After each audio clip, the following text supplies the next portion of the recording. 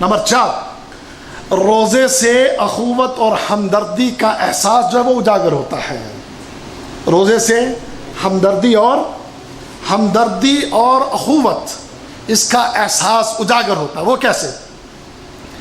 جب پیٹ خالی ہو، کھانے کو کچھ مل نہ رہا ہو، پینے کو کچھ مل نہ رہا ہو، تو دنیا میں بسنے والے وہ غریب مسلمان کے جو بھوک اور پیاس کی حالت میں اپنی زندگی بسر کرتے ہیں، ان کی بھوک اور پیاس کا احساس دل میں پیدا ہوتا ہے کہ بھوک اور پیاس جو ہے یہ کیا چیز ہے۔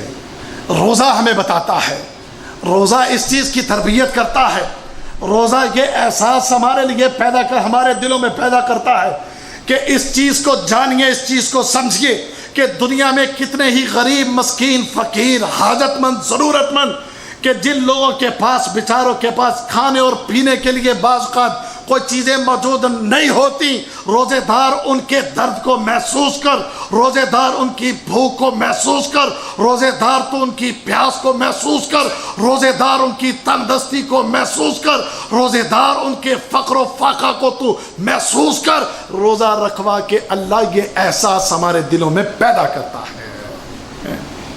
اور آج جس دور سے ہم گزر رہے ہیں، اس دور میں میرے بھائی، میرے ساتھی، واللہ فتنوں کا دور ہے۔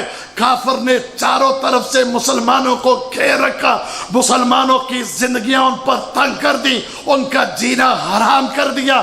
چاروں طرف سے سازشیں ہیں، چاروں طرف سے فتنے ہیں، مسلمان فتنوں میں گھرا ہوا، مسلمان تکلیفوں پریشانیوں سے دو چار ہے، ادھر بھی حملے کروائے، ادھر بھی حملے کروائے۔ تیرے میرے معصوم مسلمان بہن بھائیوں کا، بزرگوں کا، جوانوں کا خون بہنا شروع ہوا۔ وہ لوگ بیچارے جو اپنی زندگی سکون سے گزار رہے، ان کے لیے زندگی گزارنا مشکل ہوا۔ اپنے گھروں سے نکل کر بے گھر ہو کر، کھانے پینے کو کچھ نہیں، رہنے کو جگہ نہیں، تنگ دستی ہے، فقر و فاقہ ہے، مشکل ہے، پریشانی ہے۔ اس مشکل، اس تکلیف، اس پریشانی کو اللہ کی قسم ذرا دیکھیں آج مسلمانوں کے اندر یہ کتنا تیزی کے ساتھ یہ چیز بڑھ رہی ہے، پھیل رہی ہے۔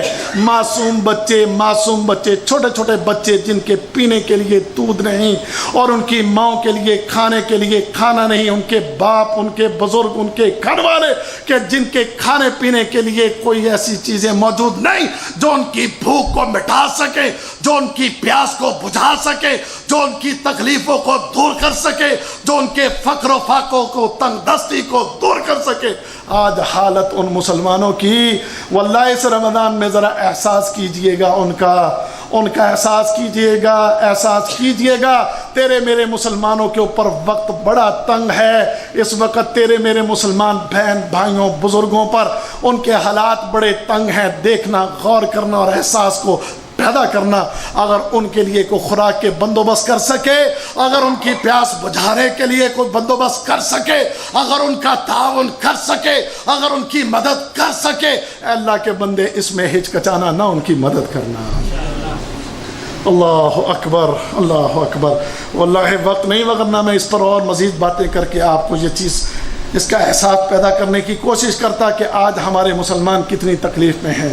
اپنے ان مسلمان بہن بھائیوں کا خیال کیجئے، ان کی تنگ دستیوں کا احساس کیجئے، ان کی بھوک اور پیاس کو، اس کو سمجھیے، اور اس چیز کو سمجھتے ہوئے میرے بھائیوں ان کے لیے دعائیں کیجئے، اور ان کی اگر کبھی کسی طریقے سے مدد کر سکتے ہوں تو مدد کیجئے۔